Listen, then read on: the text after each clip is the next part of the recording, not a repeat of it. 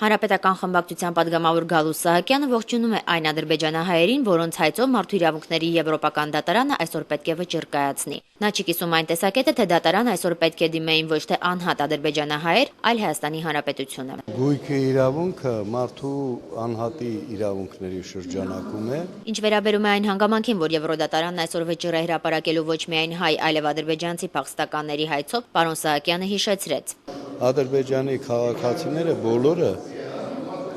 երբ այստեղից տեղափոխվել են, իրենց բնակարանները